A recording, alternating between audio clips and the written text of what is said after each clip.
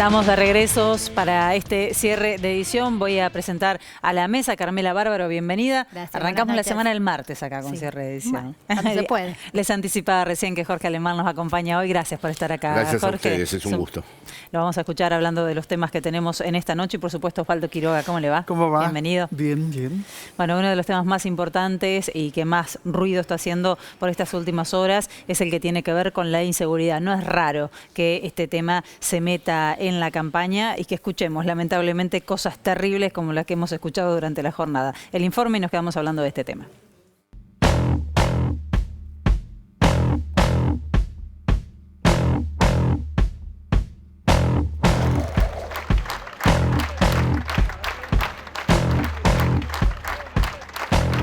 Esto no se trata de política, esto se trata de que acá en ese kiosco que está ahí mataron a una persona y nos dejaron a todos nosotros destrozados, una familia que no sabemos cómo seguir. Respeten un poco el duelo de la gente, a la familia, esto no es política, nos mataron a Roberto, no es política. Hoy un chico puede votar a los 16 años, pero no es responsable y no, ahí hay una contradicción, cuando puede ser que no sea punible. Lo que por ahí no es punible de la misma manera que lo es un adulto, pero eso no quiere decir que no tenga que ser punible. Yo no digo que tiene que tener el mismo tratamiento que un mayor. No tiene que ir al mismo lugar o la misma condena que tiene un adulto mayor, un mayor de edad. Lo que digo es que tiene que haber una discusión sobre este tema. No, yo no estoy de acuerdo con eso porque me parece que lo primero que tenemos que plantearnos es qué es lo que nos pasa como sociedad. Yo tengo una nena de 15 años. Para que un nene de 14 años salga de fierro a robar, ¿entendés lo que digo? Tenemos un problema grave como sociedad, ¿entendés? Transformemos en un queso grullero un par de estos delincuentes como el de ayer, apoyemos a la policía que haga eso y esto va a empezar a mejorar un poco. Hay fallas sistémicas para mí, entre ellas la falta de presupuesto para encarar políticas preventivas, un estado calamitoso del servicio penitenciario, sí, además de la desigualdad brutal que atraviesa la provincia y la Argentina. No, ante esta desgracia no se puede decir otra cosa que solidarizarse con sus padres. La pregunta es esa, ¿no? ¿Cómo se soluciona? Por un lado, más violencia, más presupuesto, más fuerzas. Y en realidad me parece que lo que vamos a discutir sobre todo es si esta es la forma correcta de encarar un tema tan serio como es el tema de la seguridad. Así que vamos a empezar por el invitado justamente. Jorge, ¿cómo viste todo esto que se escuchó durante la jornada? Cierta demagogia, ¿no? Porque siempre en épocas de campaña... En primer lugar es muy terrible profanar una muerte... Claro. Algo tan doloroso como ver un asesinato que se inscriba dentro de un contexto donde escuché a una señora que lo vinculó a los mapuches, al terrorismo, al estado delincuencial. Eso es faltarle el respeto a la víctima por la que se debe hacer el duelo. Luego sí, creo que hay un problema mucho más agudo. Esto es algo un poco polémico, lo voy a decir, pero en Europa, que es donde vivo hace 45 años en España, hay muchísimo más represión que aquí, en el sentido de presencia policial y ordenamiento de la ciudad. No es que sean más buenos ni más civilizados. Están en un orden de vigilancia muchísimo más desarrollado, porque yo voy al Gran Buenos Aires aquí, vuelvo y voy contando con los dedos de la mano la policía que hay. Sí. Allá eso, yo he visto a un señor en París tirar un tacho de basura y estar contra la pared al minuto. Es decir, que es una policía sindicalizada. Es una cuestión clave eso, que pertenezcan a organizaciones sindicalizadas. Sí. Bueno, esa es otra discusión, ¿no? No hay estructuras de corrupción, es decir, yo vi la transformación de la policía franquista en una policía democrática, pertenecen a un sistema en donde hay que entrar por oposiciones, es decir, que eso requiere una disciplina y un estudio.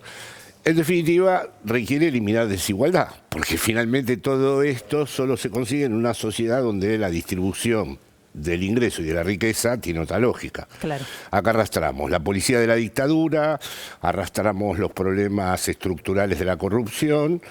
Por ejemplo, mi sorpresa fue cuando vi que el Partido Comunista reclamaba policía en el barrio, porque la concepción que hay allá es que es un derecho humano, que si no hay policía le dejamos la policía a los ricos. Entonces, en cuanto hay un barrio popular que carece de policía, se la reivindica. Claro. Eso sería impensable, porque no se han generado esas condiciones, ¿no? Ahora, en tu último libro, Ideología, que a mí me parece estupendo. Gracias, Osvaldo. Vos dedicás un capítulo entero al odio. Partís incluso de Freud, citando a Freud, que hablaba de la pulsión de muerte, del avance de la pulsión de muerte. Ese odio parecería ser que lo ha capitalizado absolutamente la ultraderecha, no solamente en la Argentina. ¿Cómo lo ves vos? Digo, son los grandes odiadores seriales. Sí, bueno, es que evidentemente no va a introducir la paz decir que hay un estado delincuencial y vincularlo esto, es decir, el muerto pierde su singularidad y su realidad porque se lo inscribe la señora que es candidata con su cara de inocente, ahora ya no tan inocente, lo inscribió en un sistema de odio. Y sí, yo creo que el odio es un gran cuestionador de la masa. La gente se siente muy culpable de su propia vida porque no tiene dónde ampararse, vive en un estado de supervivencia, vive en un presente absoluto porque al otro día no sabe qué va a pasar con ella y la única forma de salir de ese mundo monstruoso de culpa es odiando. Y esto la derecha mundial, más allá de las hibridaciones que hay en cada país, lo ha explotado a la perfección. Es decir, rápidamente lo que sucede queda envuelto en la capa de odio aquí. Esto que sucedió ahora con el muchacho del kiosco ya quedó bajo un sistema de enunciación de odio.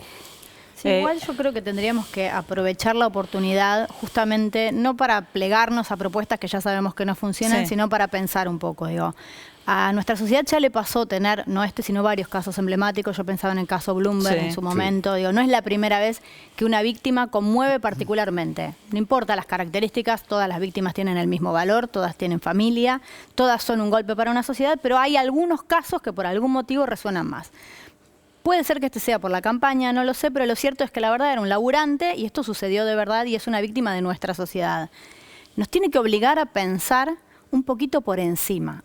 Yo vuelvo a insistir, hay que subir la vara de las cosas que proponemos, de las cosas que discutimos.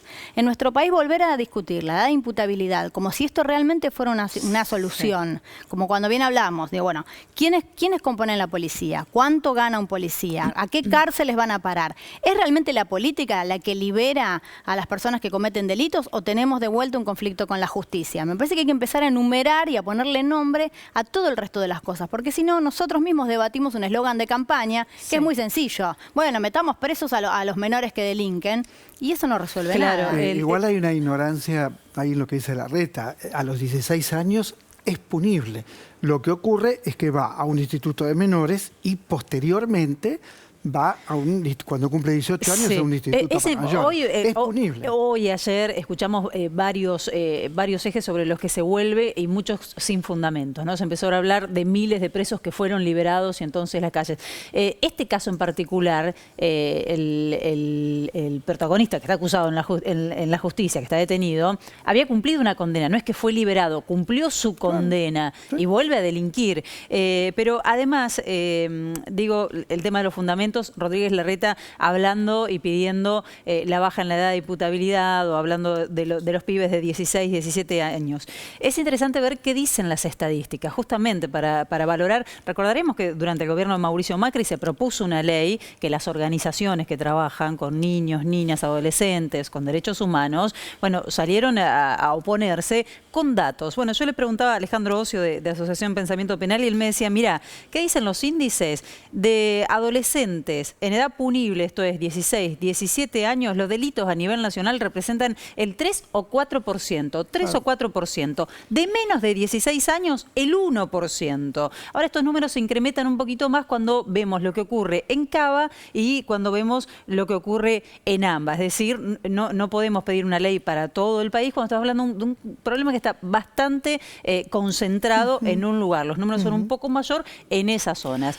Como para desarmar un poco, ¿no? Todo esto que ahora, se repita hasta el cansancio. Esto que traes vos es parte, digo, porque está Jorge, ¿no? Del dispositivo capitalista, que vos en un momento hablás de que es el crimen perfecto, más hacia el final del libro decís algo maravilloso, decís el crimen no tan perfecto. Decís, ¿cómo lo ves? No, no puede ser el crimen perfecto. Bueno, de parte, soy mayor. Yo viví en una Argentina donde uno transitaba por todas partes, la gente se sentaba a la noche en la calle a tomar el aire, yo iba al conurbano. La ciudad era mucho más grande antes. Buenos Aires se ha reducido mucho porque la gente se mueve en ámbitos. Pero cuando yo era joven era muy común ir a una fiesta en Lanús, otra en Avellaneda, ir a los bailes de Vélez Sarsfield, y no había esto. Es muy preciso cuando comenzó esto. Para ir a tu alusión, en el año 75 se produce el desmoronamiento de este país. Es decir, así como conocí un país donde no se hablaba del dólar, conocí un país donde uno volvía a las 4 de la mañana en el colectivo de la provincia de Buenos Aires y no ocurría nada. Bueno, cambió la ideología. En tu libro vos hablás de la ideología como algo eterno que proviene de Althusser. Casi te diría que partís de ahí, de la ideología es eterna. Pero posteriormente hablas de ideologías alternativas. ¿Cómo se puede tocar esa ideología capitalista? ¿Cómo se puede crear otras ideologías alternativas? Yo creo que por ahora estamos en un impasse en eso, porque no podemos proponer ningún futuro. El problema de las izquierdas o de los movimientos nacionales y populares es que exigían, formaba parte de su propia propuesta que hubiera una idea de futuro, una hipótesis de futuro. Y tal como se despliega el capitalismo, ese futuro se ha vuelto absolutamente insondable e incierto. Y de hecho toda esta gente joven no percibe que haya futuro. Bueno. Es decir, hay algo de cancelación de las propias vidas. Es decir, sentir que estás en esta vida. Bueno, sin esa es la exclusión. La exclusión es eso. Sí. El otro día yo estaba mirando a un chico que estaba revisando la basura para los cartones. Y me insultó, me dijo, ¿qué mirás? Y me insultó. Y le dije, mira, te aseguro que respeto muchísimo tu trabajo. Quería ver, pero después me di cuenta que no se puede mirar. Yo en realidad es que lo estaba viendo en acto y me interesaba saber cómo era el procedimiento por el cual él extraía el cartón de la basura. Y le dije, mira, respeto mucho lo que haces, no, porque se iba a producir una situación violenta. Pero es verdad que en esa circunstancia, esto que sería una ideología alternativa que antes se proponía desde los proyectos nacionales y populares o desde la izquierda, están apuros. Por eso tiene tanto éxito los evangelios o los modos alternativos donde aparecen promesas pero son modos de reclutamiento de no hay futuro, es decir, están relacionadas. Ahí está el éxito de Milei, en eso que estás... También, sí, también esa promesa de transgresión, de increencia en la política, del Estado como una amenaza. Milei es pura identificación, nadie piensa ni en Adam Smith, ni en la libertad del mercado, ni nada. Es que se venga el estallido, que es lo que él baila. Todos. Él es el ritual de que llega el estallido y sí. Ahora, fíjate que eso le conviene al liberalismo. El liberalismo toma gente como Milei, la utiliza y en su momento ya la descartará. Sí. Hay un Milei en todas partes, Exacto. Esa nueva derecha ahora es transgresora, desinhibida y se acabó el asunto de las derechas así conservadoras. La revolución es de derecha. Sí, ahora juegan en Madrid, Comunismo Libertad, arrasó, ganó en toda la zona obrera también, exvotantes del Partido Comunista, en Francia también los exvotantes del Partido Comunista votan a Le Pen o a este nuevo... Porque hay una disputa del sentido. No hay sentido. No, es el claro. Puro sin sentido. Y entonces, dado que no hay un proyecto de futuro, dado que la increencia es absoluta y dado que nadie puede leer la historia, porque si te han obligado a una vida de supervivencia, es una vida monstruosa, es una vida horrible, de un desamparo muy grave, muy cruel, estar pensando en el día a día. Y luego, lo que te van a ofrecer de trabajo es de tal precariedad y de tal grado de estafa que es muy fácil optar por caminos, ¿no? Entonces, claro, discursos muy potentes que introduzcan la lógica del perdón, de la redención, de una vida como el de los predicadores, es el que finalmente... la vez pasada tuve una reunión con muchos militantes del conurbano y decían que ellos llegaban hasta un determinado límite. Pero después de ese límite había una oscuridad que ellos no podían descifrar. Ellos hablaban con los organizadores de los comedores populares, los militantes que ellos conocían, con los que había todavía un intercambio simbólico. Pero a partir de determinado momento, ahí entran otras formas de reclutamiento, los narcos, salvando las distancias, otro tipo de organizaciones no criminales, digamos, ¿no? Pero están relacionadas con esto de que el proyecto de vida, que era una palabra tan importante en los años 70, 80, se ha extinguido como tal, ¿no? Se fue desvirtuando. Y repetimos la historia una y otra vez, lamentablemente, y tenemos que hablar de la deuda con el Fondo Monetario Internacional. El que habló fue el expresidente Mauricio Macri, que casi hizo una confesión. No es nuevo lo que dice, lo nuevo es quién lo dice. El informe y nos quedamos hablando de ese tema.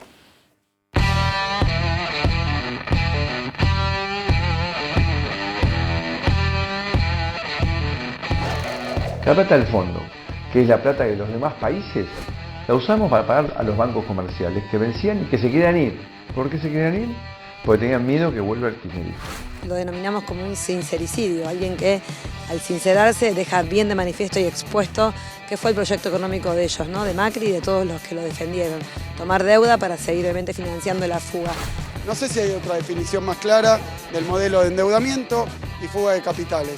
Ahora nosotros tenemos que arreglar ese entuerto sobre la situación de casi 2 años de pandemia. Cuando perdieron las elecciones en las PASO, el Banco Central convalidó una devaluación del 50%, el dólar pasó de 40 a 60 pesos y Macri salió y le echó la culpa a que eso había sido porque el kirchnerismo había ganado las elecciones. Es decir, sistemáticamente colocan en la responsabilidad de su propio fracaso en quienes eran en ese momento de su oposición. Es una forma de no hacerse cargo. Se cambió de acreedor. Teníamos un montón de vencimientos de deuda privada y tomamos esa deuda al fondo para pagar esos vencimientos. Ahora le debemos al fondo en vez de deberle a un montón de privados, pero el total de deuda que tenemos es el mismo que antes. Bueno, tiene que haber un reacomodamiento en la línea discursiva de la oposición, porque hasta acá que decían que la deuda con el Fondo Monetario Internacional se debió prácticamente a tapar deuda que había dejado el gobierno de Cristina Kirchner. Ese era el argumento, pero el propio Mauricio Macri rompe con ese argumento y admite que lo que hicieron es otra cosa, que la plata, los dólares, fueron a parar a los bancos. Para fugar capitales. Claro.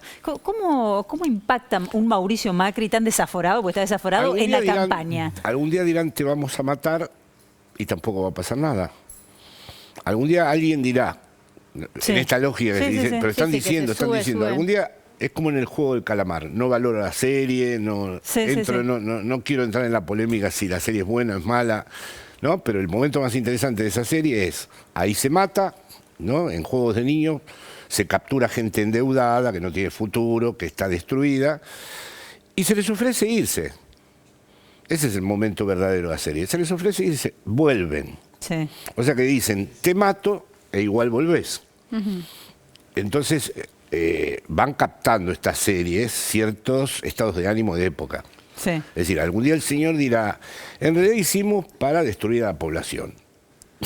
Y, bueno, ¿qué es lo que hicieron? Claro, y algún día lo van a terminar diciendo. Entonces, lo que hicieron fue eso. Es lo que nombrabas antes como la batalla del sentido. Yo creo que el problema es que ellos ya están fuera del sentido. Nosotros queremos la batalla del sentido. Queremos decir, no, pero esto que está diciendo ahora sí que está diciendo la verdad. Entonces, ¿qué chances tiene un discurso que se mueve dentro de un mínimo de corrección, digamos?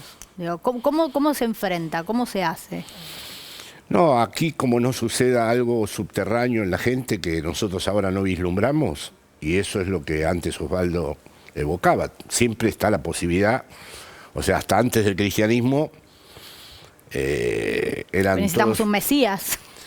Y bueno, a ver, un gran pensador, Benjamin, pensó en la interrupción mesiánica de la historia, sí, algo, ya es tan grave la situación que no se trata de que aparezca el Mesías, pero tiene que aparecer algo donde las personas sientan que se conmueven los fundamentos de esta sociedad. Porque ahora no es que el capitalismo es injusto, es que va a destruir todo. El planeta no va a ser sostenible, la vida no va a ser sostenible. Ahora, pero el capitalismo no se autodestruye a sí mismo. No. En algún momento para. No, por eso digo que va a tener que producirse un acontecimiento humano que en este momento no tenemos las categorías suficientes, ni las revolucionarias, ni las de la liberación, son suficientes para pensar la naturaleza de ese acontecimiento. Pero como no ocurre una cosa así, como has dicho ahora muy bien, el capitalismo es una maquinaria de reproducción que puede haber Max, un colapso general, me preguntan mucho en Europa por el colapso. ¿Puede haber un colapso general y el capitalismo continúe? No, bueno, no. de hecho, un poco lo que dice Fukuyama. Sí. Un poco lo que dice Fukuyama. Sí, el liberalismo ha triunfado y que esa es la única ideología posible. Bueno, vos discutís con Fukuyama en tu sí, libro. y no era tan tonto el tipo, era un discípulo de Koyev, y no era que decía, no van a terminar las guerras, no va a pasar. El fin de la historia no era que no iban a suceder terribles cosas.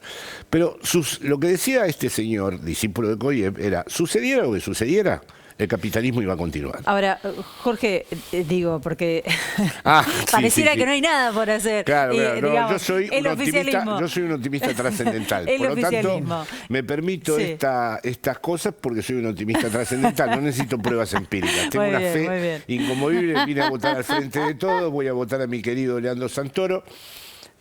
No, digo, hay disputas que se pueden dar y que no se están dando claramente. Y una de ellas es la concentración de medios. De un instante a otro todo puede cambiar, porque también, como decía antes Osvaldo, estamos en un periodo donde de golpe no hay ninguna ley escrita y la contingencia de golpe empieza otro baile. De golpe cambia de música todo y todo esto que estamos diciendo. Sí.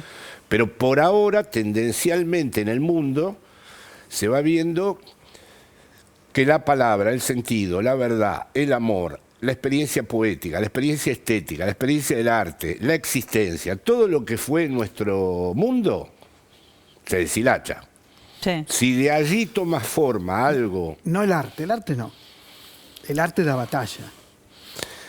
El arte de la batalla. Sí, Osvaldo, pero cuando era agregado cultural de este país, que fue un honor, durante el kirchnerismo, fui a todas las bienales de arte. Y realmente es muy difícil para un artista. Es decir, ese acuerdo entre los marchands, los críticos de arte, suponte un artista callejero, ahí tenemos un tema, un artista que no es de buena familia, un artista que no nació en el lugar indicado por los cánones, ¿no?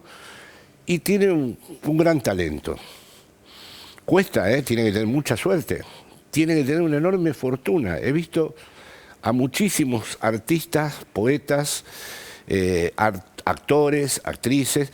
Por eso estoy a favor del salario universal. Porque no puede ser que uno le diga al niño, si el niño quiere ser violinista o poeta, que no se dedique a eso, pues se va a morir.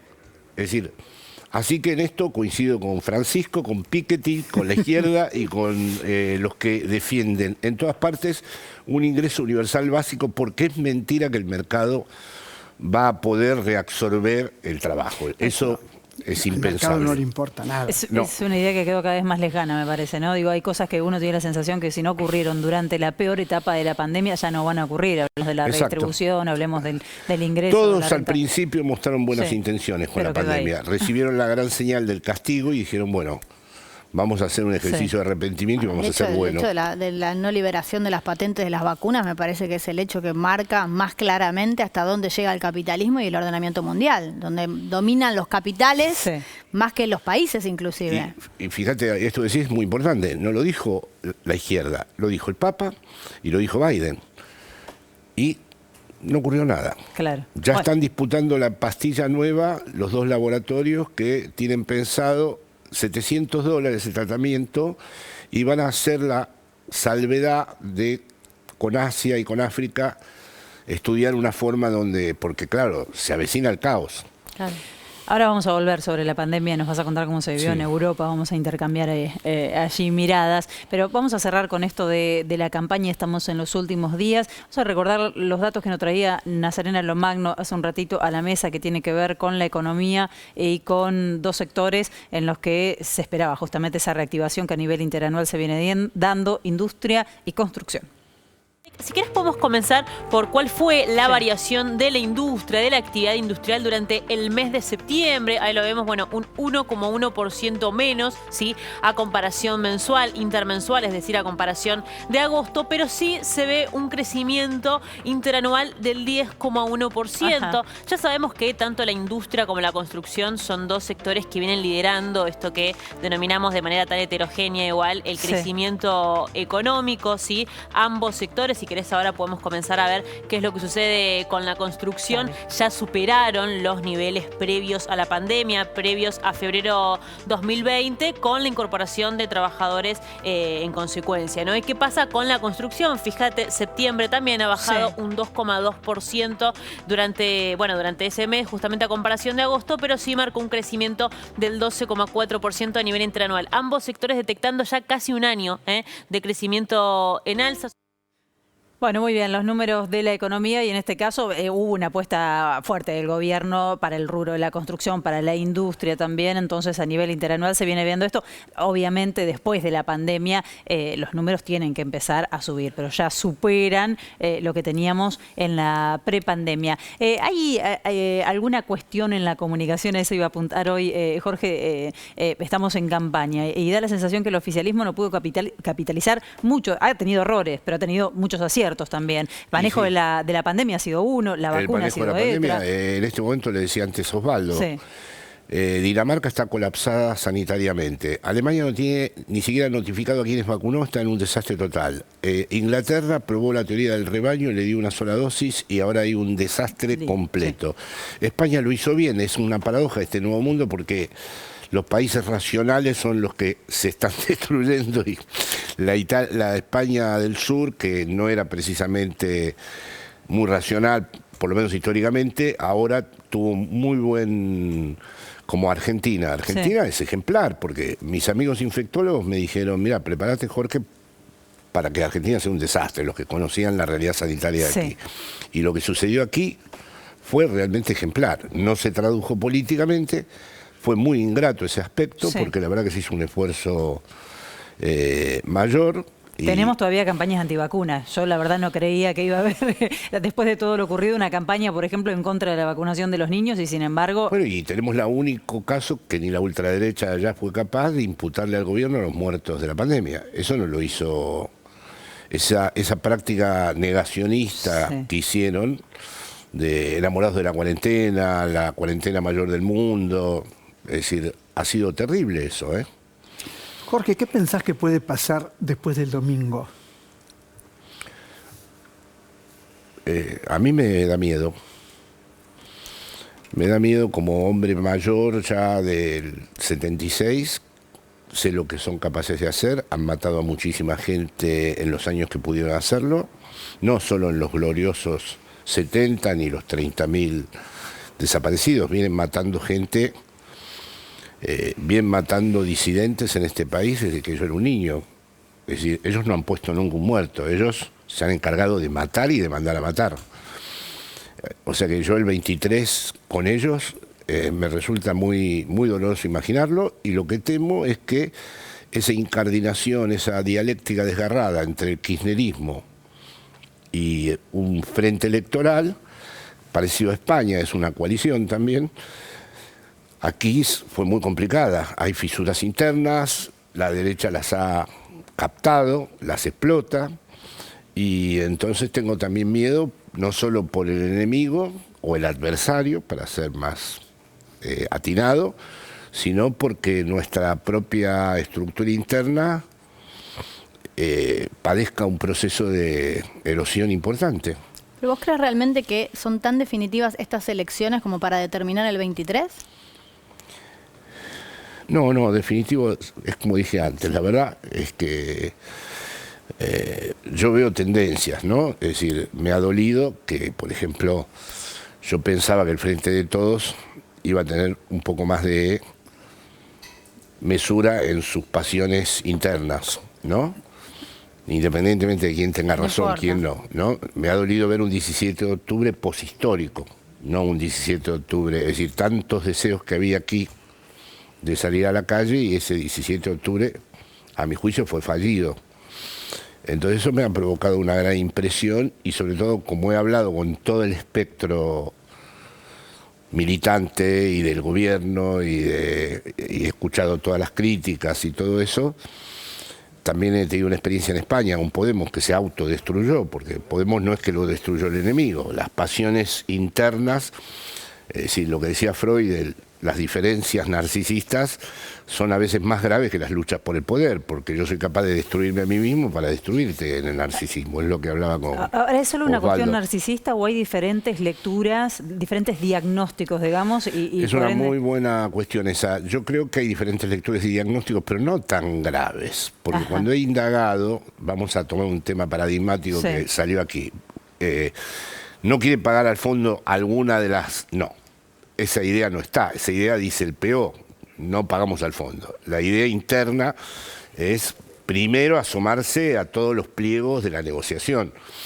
Entonces, diferencias de estilos, de sensibilidades, sí, pero no hay un núcleo de ruptura, hay un disgusto con el otro y con el modo de hacer del otro. Ahora, después de lo que dijo Macri ayer, es difícil que los ciudadanos le paguen al fondo porque el fondo utilizó ese dinero para fugar capitales. Digo, por supuesto hay que pagarle al fondo, no es que digo que no hay que pagarle. Digo, ahora, ¿cómo se hace para pensar en una deuda tan injusta, tan brutalmente desperdiciada, finalmente? Sí, sí, además que voten al que se la generó. Que voten al verdugo. Claro. Que voten al verdugo. Eso es lo increíble, ¿no? Que sea la opción. Cuando dije esto, varios programas de televisión amigos me dijeron de todo. ¿Por qué? Porque claro, está la idea que el pueblo no se equivoca o el pueblo tenía su legítima rabia, que la tiene, ¿no? Entonces yo dije que había también algo autodestructivo en el voto. Claro. Porque no es que hay rabia, sí que hay rabia. Además, lo decía Spinoza en 1637. Decía que cómo puede ser que se luche por la libertad con el mismo ímpetu que se lucha por la esclavitud. Exacto. ¿Cómo es posible? Y bueno, por eso digo que recién el otro día había un ministro que dijo que se iba a votar el verdugo. Es decir, eso es lamentable, pero es mejor reconocer esa idea y trabajarla. Digo que también es mucho más complejo. Seguramente hay errores, ¿no?, por parte de los gobiernos también que tendrán que asumir, además de esa mirada por sobre el electorado. No, eso no absuelve de los errores. Nos vamos. Pero yo te digo, Jorge, un lujo escucharte. Bueno, gracias. Te agradezco muchísimo por estar acá. Osvaldo, Carmela, siempre Gracias, el tiempo es tirano. Nos vamos. Gracias por acompañarnos mañana, 19 horas. Aquí estaremos con Televisión Pública Noticias, 20:30 con cierre de edición.